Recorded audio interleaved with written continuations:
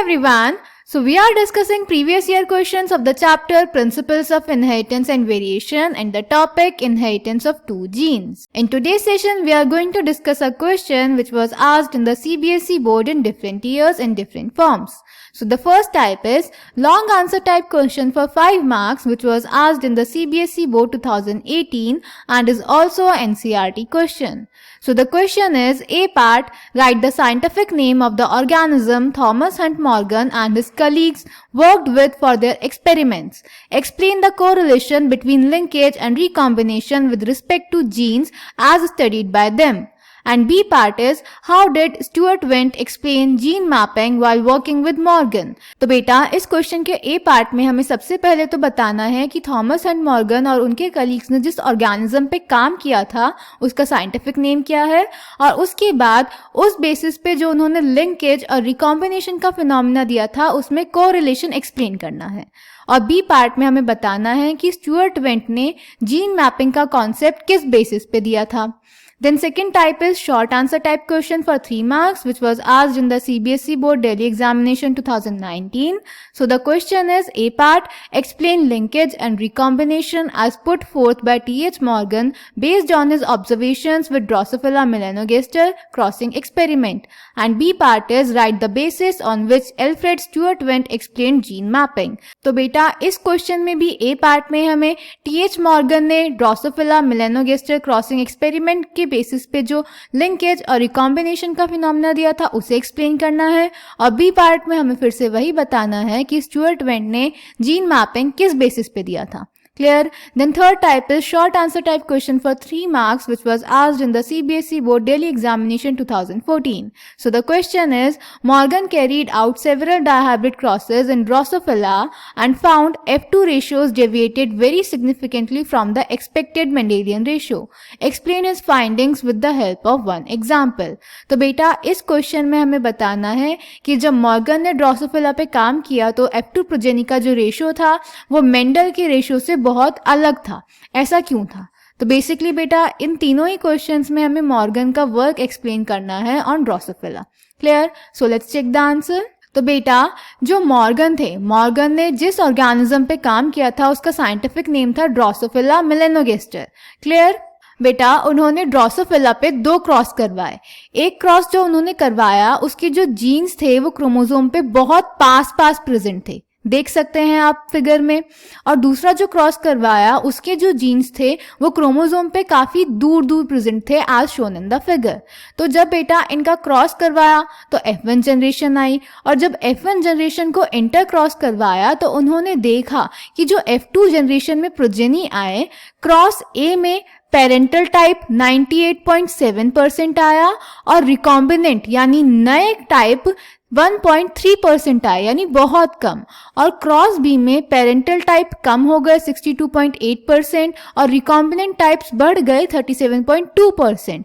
तो उन्होंने बोला कि जब एक क्रोमोसोम पे 2 जीन्स पास लोकेटेड होंगे तो उस फिनोमेना को बोलेंगे लिंकेज, और वो दोनों जीन्स साथ में रहने की ही कोशिश करेंगे, उन दोनों को अलग करना मुश्किल होगा. और हमें पता है रिकॉम्बिनेंट टाइप यानी नए रिकॉम्बिनेशंस नए टाइप के प्रोजेनीज तब बनेंगे जब क्रोमोसोम्स के बीच में जीन्स का एक्सचेंज यानी क्रॉसिंग ओवर होगा, यानी रिकॉम्बिनेशन होगा. यानी रिकॉम्बिनेशन वो फिनोमेना होता है जब 2 क्रोमोसोम के बीच में 2 होमोलोगस क्रोमोसोम के बीच में सेल डिवीजन के टाइम पे क्रॉसिंग ओवर यानी एक्सचेंज ऑफ जीन्स होता है. तो बेटा रिकॉम्बिनेशन यानी क्रॉसिंग ओवर उन्हीं जीन्स के बीच में ज्यादा होगा जो जीन्स एक दूसरे से दूर प्रेजेंट होंगे, यानी जिनमें लिंकेज कम होगा, जैसा कि क्रॉस बी में हुआ. क्रॉस बी में दोनों जीन्स दूर प्रेजेंट थे, यानी उनके बीच में डिस्टेंस ज्यादा और लिंकेज कम था, इसीलिए उनके बीच में रिकॉम्बिनेशन हो पाया, और इसीलिए क्रॉस बी में रिकॉम्बिनेंट टाइप्स क्रॉस ए से ज्यादा आए, क्योंकि क्रॉस ए में लिंकेज ज्यादा था और क्रॉस बी में लिंकेज कम था. तो ये था बेटा मॉर्गन का काम. इसीलिए इनका जो F2 जनरेशन था उसका रेशियो मेंडल से अलग आया, क्योंकि इन्होंने रिकॉम्बिनेशन का फिनोमेना इंट्रोड्यूस किया जो मेंडल ने नहीं इंट्रोड्यूस किया था। मेंडल ने सिंपल इनहेरिटेंस की बात करी थी और इन्होंने इनहेरिटेंस में लिंकेज और रिकॉम्बिनेशन भी ऐड कर दिया।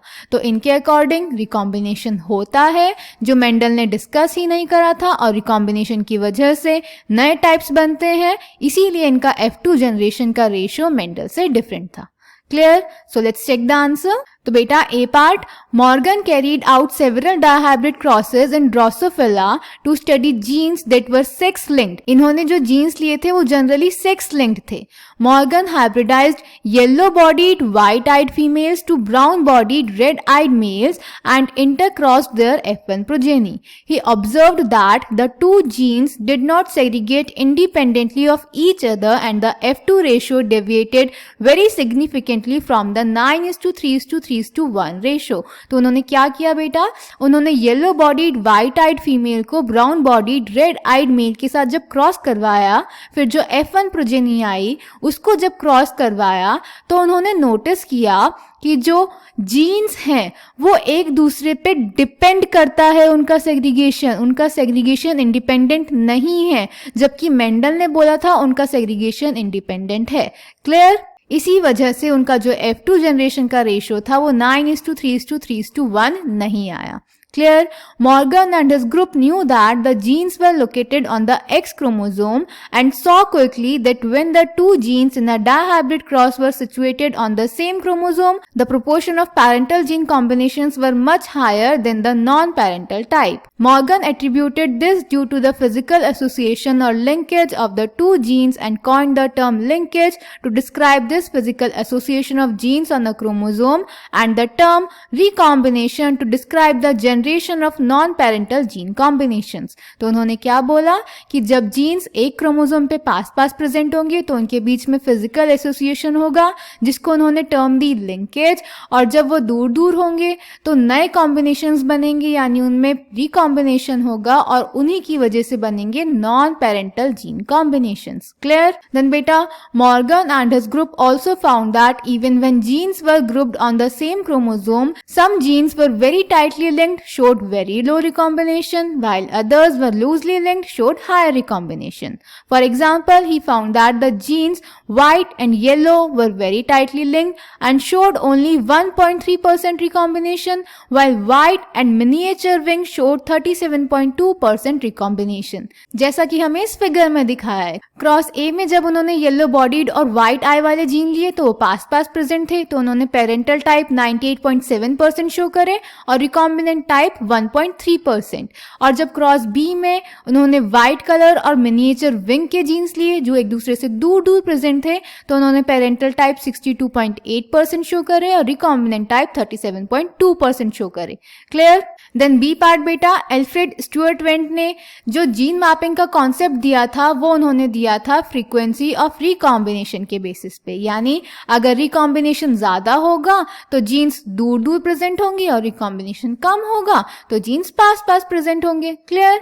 सो B part, Alfred Sturtevant used the frequency of recombination between gene pairs on the same chromosome as a measure of the distance between genes and mapped their position on the chromosome. So I hope this question is clear to you. Thank you.